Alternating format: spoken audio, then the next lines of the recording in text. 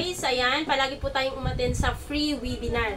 Tinatawag kong free webinar kasi wala naman po kayong binabayaran. Ang gagawin nyo lang is kung wala po kayong wifi, is mag-load lang po kayo. Okay? Ang ating schedule naman po sa ating webinar is Tuesday, Thursday, and Sunday. 7:30 po yan. Minsan po ay nade-delay tayo kasi nga meron po tayong mga, inaantay natin yung iba para makarinig naman po sila. And then, laging manood po ng mga, kunyari may na-provide po si Sitaw ng mga videos sa Sitaw Philippines sa YouTube. Pwede nyo po silang i-follow. And then sa TikTok naman, Sitaw Philippines din po official. Pwede po kayong manood din doon para madagdagan po yung inyong kaalaman. And then, panatilihin po ang open communication sa akin po, sa team natin, doon sa GC, or di kayo naman sa ating dedicated account specialist na si Ma'am Lenny.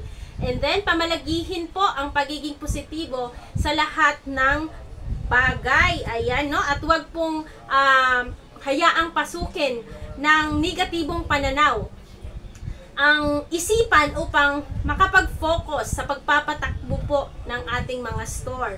Kasi kung meron po kayong mga nakikitang mga negatibo, paano nyo po ngayon yan mas mapapalago or mas kumbaga, kasi minsan, pag negatibo tayo, ang mangyayari, hirap tayong magbitaw ng pera kasi nga, baka mamaya, ganun, marami kang iniisip. So, pamalagihin po ang pagiging positibo. At kapag nagdesisyon kang pasukin ang alinman pong mga negosyo, at huwag mo nang intindihin yung mga negatibo. Okay?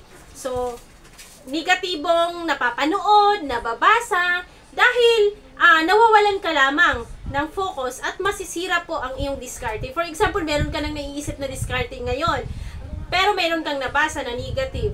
Alam niyo po ba, sa mga na-observe ko lang naman, lahat po ng halos mga negatibo, hindi sila mga seller sa Sitaw. Kasi once na seller ka at na-experience mong maka-withdraw, nakita mong bumabalik na yung pera mo,